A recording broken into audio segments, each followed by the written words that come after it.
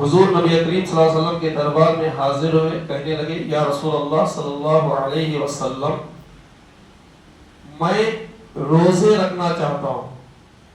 پیارے آقا سے اس نوجوان نے سوال کیا یا رسول اللہ صلی اللہ علیہ وسلم میں روزے رکھنا چاہتا ہوں۔ تو حضور علیہ السلام نے فرمایا رمضان کے روزوں کے علاوہ اگر آپ روزہ رکھنا چاہتے ہیں تو محرم کے روزے رکھو۔ رمضان کے علاوہ اگر ہم روزہ رکھنا چاہتے ہیں تو کون سے روزے رکھنا ہے؟ محرم کے روزے۔ کیوں؟ اس لیے کہ پیارے حبیب نے فرمایا کہ یہ مہینہ جو ہے محرم کا مہینہ یہ اللہ کا مہینہ ہے، شہر اللہ ہے، یہ اللہ کا مہینہ۔ محرم کے مہینے میں نکاح کون کون کرے؟ محرم کے مہینے میں سب لوگ ذہن سے سنو بھی، سب ساتھی سنو، یہ باتیں ضروری ہیں ہمارے لیے۔ محرم کے مہینے میں کون کون نکاح کرے تھے؟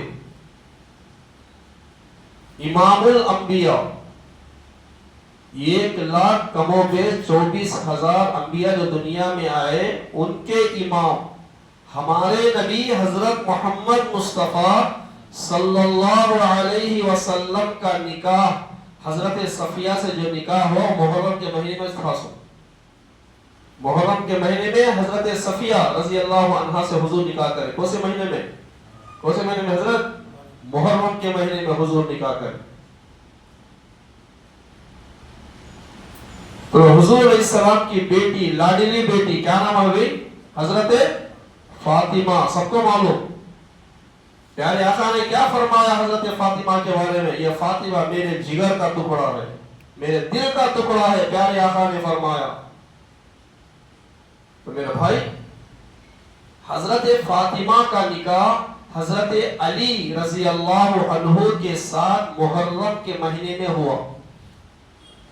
محرم کے مہینے میں حضور علیہ السلام اپنی بیٹی فاطمہ کا نکاح کس حضرت علی سے کرے، محرم کے مہینے میں۔ اور ایک بیٹی حضور کی، ان کا نام ہے حضرت ام کلثوم۔ ام کلثوم کا نکاح حضرت عثمان غنی رضی اللہ عنہ کے ساتھ محرم کے مہینے میں ہوا۔ حضور بھی محرم کے مہینے میں نکاح کرے، حضرت فاطمہ و علی کا نکاح بھی محرم کے مہینے میں ہوا، اور حضرت عثمان غنی کا نکاح حضرت ام کلثوم کے ساتھ محرم کے مہینے میں ہوا۔ تو میرے بھائی، محرم کے مہینے کو نوز باللہ منحوس مت کرو۔ جو بھی رشتے جوڑنا ہے محرم کے مہینے میں رشتے جوڑ سکتے ہیں۔ کیا بھائی؟ چاہے محرم کا مہینہ ہو، چاہے سفر کا مہینہ ہو، ہم نے بنایا۔ دیکھو بھائی، عزت دینے والی ذات اللہ کی، ذلت دینے والی ذات اللہ کی، زندگی دینے والی ذات اللہ کی، موت دینے والی ذات اللہ کی، ہر چیز دینے والی ذات جب اللہ کی ہے تو نوز باللہ محرم کا مہینہ کیسے منحوس ہو جائے گا؟ ذہنوں میں رکھیے، نواسہ رسول۔ اب سب سے پہلے محرم کی جو فضیلت ہے، یہ محرم کا مہینہ ہے، اس کے معنی آتے ہیں معزز کے اور محترم کے، اور یہ مہینہ اللہ کا مہینہ۔ حضرت عائشہ رضی اللہ عنہا سے روایت ہے، پیارے آقا حضور علیہ السلام جب ہجرت کر کے، مکے سے ہجرت کر کے جب مدینہ تشریف لے گئے تو پیارے آقا حضور علیہ السلام نے دیکھا کہ یہودی عاشورے کا روزہ رکھے ہوئے، عاشورے کا 10 محرم کا روزہ رکھے ہوئے۔ حضور علیہ السلام نے پوچھا کہ کیا بات ہے، آپ لوگ روزہ رکھے ہو؟ تو یہودیوں نے کہا حضور علیہ السلام سے کہ ہم عاشورے کا روزہ اس لیے رکھتے ہیں کہ اللہ نے حضرت موسیٰ علیہ السلام کو اور بنی اسرائیل کو فرعون سے نجات دلائی تھی، اس لیے ہم جو ہے روزہ رکھتے ہیں۔ پیارے آقا حضور علیہ السلام نے فرمایا صحابہ سے کہ اے صحابہ، ان سے زیادہ ہم موسیٰ علیہ السلام کو ماننے والے، ان سے زیادہ، یہود و نصارہ سے زیادہ ہم موسیٰ علیہ السلام کو ماننے والے ہیں. تو پیارے آقا نے 10 محرم کا روزہ رکھا اور پھر رکھنے کا حکم دیا. پیارے آقا نے روزہ رکھا عاشورے کا، پھر رکھنے کا حکم بھی دیا.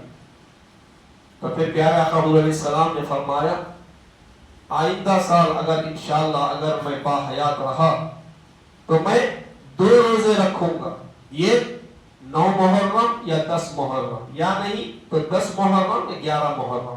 کیوں؟ اس لیے کہ یہود و نصارہ ایک روزہ رکھتے تھے عاشورے کا، 10 محرم کا روزہ رکھتے تھے یہود و نصارہ. پیارے آقا نے فرمایا ہم کیا کرنا ہے؟ 2 روزے رکھنا ہے، 9 10 یا 10 یا 11. عاشورے کے دن کا روزہ رکھنے کی بڑی فضیلت ہے. تاجدار مدینہ حضور نبی کریم صلی اللہ علیہ وسلم نے فرمایا کہ جو شخص عاشورے کے دن کا روزہ رکھتا ہے اللہ سبحانہ و تعالی اس کے 40 سال کے گناہ معاف کر دیتا. کتنے سال کے گناہ بھائی؟ کتنے سال کے گناہ؟ 40 سال کے گناہ صرف ایک روزہ رکھے. اور ایک روایت میں آتا ہے حضور علیہ السلام نے فرمایا اگر کسی نے عاشورے کا روزہ رکھا تو اس کے 1 سال کے گناہ معاف کر دیے جاتے. تو حضرت علی رضی اللہ عنہ اس کے راوی ہیں. حضور نبی کریم صلی اللہ علیہ وسلم نے فرمایا اگر کوئی شخص رمضان کے روزوں کے علاوہ اگر کوئی کسی کا دل چاہ رہا ہے کہ میں روزے رکھنا تو اس کو چاہیے کہ محرم کے روزے رکھے. کیا بھائی؟ پھر بھائی محرم کے روزے کی بڑی فضیلت ہے اور عاشورے کے دن کی بہت بڑی فضیلت کتابوں میں آئی ہے. کتابوں میں آتا ہے کہ عاشورے کے دن بہت ساری مخصوص باتیں ہیں، بہت ساری خاص باتیں ہیں عاشورے کے دن کی.